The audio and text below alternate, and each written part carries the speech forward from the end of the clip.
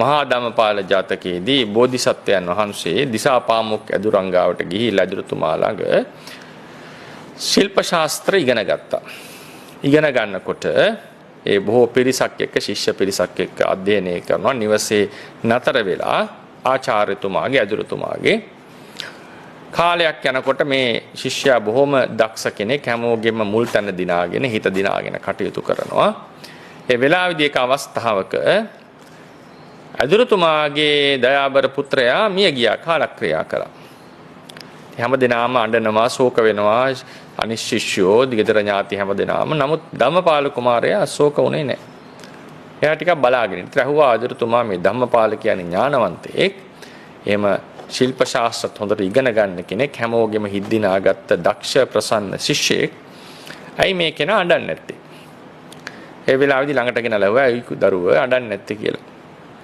ඊට පස්සේ ඒ ධම්මපාල කුමාරයා කිව්වා "ඇදුරුතුමනි, අපේ නිවෙස්වල නම් අඩු වයසෙන් කවුරුත් මිය යන්නේ නැහැ. අපේ නිවෙස්වල කවුරු හරි මිය යන්නේ වයසට ගිහිල්ලා වයෝ වෘද්ධ වෙලා. මේ වගේ අඩු වයසින් අපේ ගමේ කවුරුත් මිය යන්නේ නැහැ." ඒ වෙලාවේ ඇදුරුතුමා බොහොම පුදුමයටපත් වුණා. හැබැයි ධම්මපාල කුමාරයා කියන නිසා එතුමා කල්පනා කරා මොකක් හරි කරුණක් ඇති. මොකද මේ ඥානවන්ත කුමාරයෙක්. ඊට පස්සේ ඒ තමන්ගේ පුත්‍රයාගේ කටයුතු ඔක්කොම අවසන් වුණාට පස්සේ එළුවක්ගේ කටු ටිකක් අරගෙන තමන්ගේ මේ ධම්මපාල කුමාරයාගේ ගම බලා පිටත් වුණා. පිටත් වෙලා ඒ කුමාරයාගේ පියතුමා හිටිය, එතුමා ධම්මපාල බ්‍රාහ්මණතුමා. එතුමා ළඟට ගිහිල්ලා ඉතින් බොහොම සාදරයෙන් පිළිගත්තා. ඊට පස්සේ ඇටකටු ටික පෙන්නලා කිව්වා මේ ඔබගේ පුතා කාලක්‍රියා කරා, බොහොම හොඳ කෙනෙක්. මේ එතුමාගේ ඇටසැකිලි ඇටකටු කියලා කිව්වා. ඒ වෙලාවේ ධම්මපාල බ්‍රාහ්මණතුමා බොහොම හයියෙන් hina වුණා. ගෙදර හිටපු මව්තුමිය, සහෝදර සහෝදරියෝ, දැසිදස්සෝ හැමදෙනාම ඥාතීන් hina වෙන්න පටන් ගත්තා. හැමෝම hina වුණා.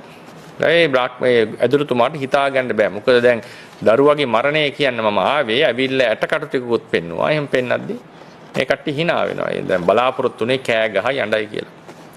ඊට පස්සේ ඇහුවා මොකද එහෙම කරන්නේ? ඇයි එහෙම hina වෙන්නේ? ඇයි මේ අඬන්නේ නැත්තේ? ඇයි දුකටපත් වෙන්නේ? තමන්ගේ දරුවා මිය ගිහිල්ලානේ.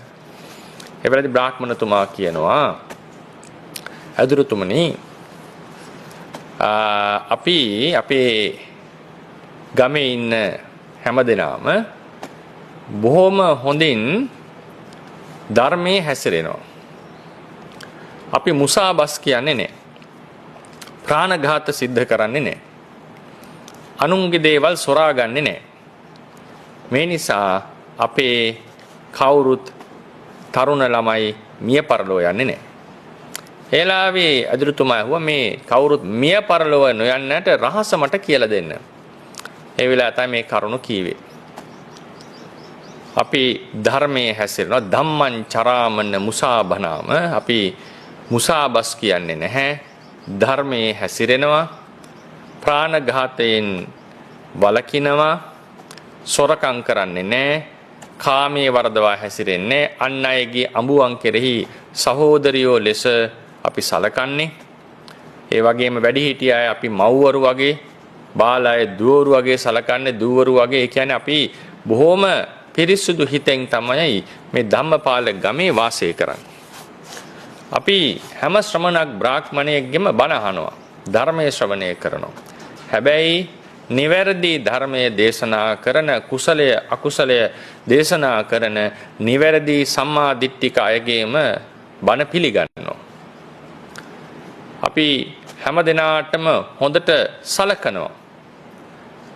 ඒ නිසා ඒ වගේම අපේ ගම්බිම් වලට එන ශ්‍රමණක් බ්‍රාහ්මණයන්ට අපි හොඳට සලකනවා. මේ නිසා අපේ බිරින්දෑවරුන්ගේ කුස පිළිසිඳ ගන්නේ බොහොම පින්වන්ත දරුවෝ.